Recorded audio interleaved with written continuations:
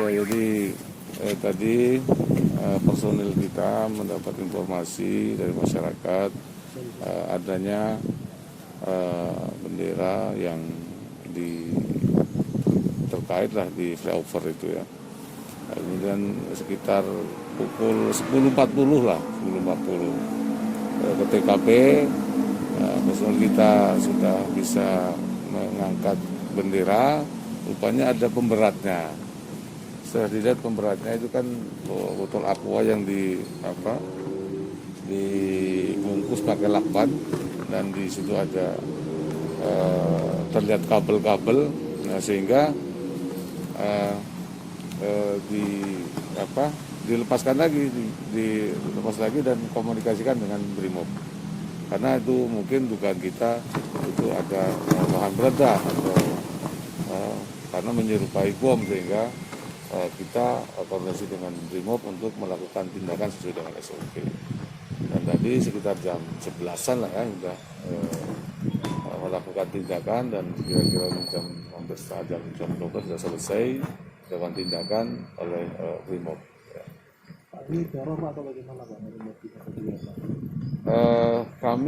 Kami melihatnya karena di situ ada bendera bulan-bintang, dan di situ ada ada benda yang menyerupai bom, ya mungkin seperti itu. Oke, sendiri kan Pak dari pemeriksaan awal apakah ini benar bom Pak? Dari kalau ini kan tergantung nanti hasil pemeriksaan dari Brimob. Jadi kami nanti akan minta dari Brimob hasilnya seperti apa, itu.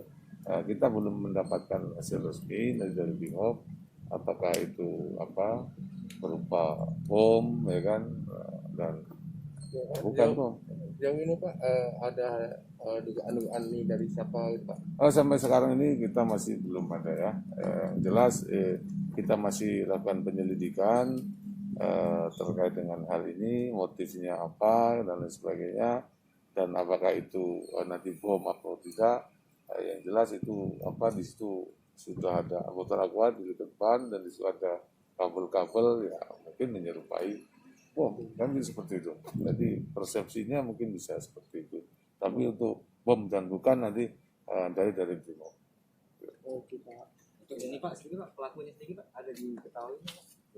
Kita masih lakukan penyelidikan siapa yang melakukan itu, dan nanti setelah ini baru kita mungkin akan kita sampaikan ya. Sampai sekarang baru dapat informasi ini, dan mungkin nanti akan dilakukan penyelidikan.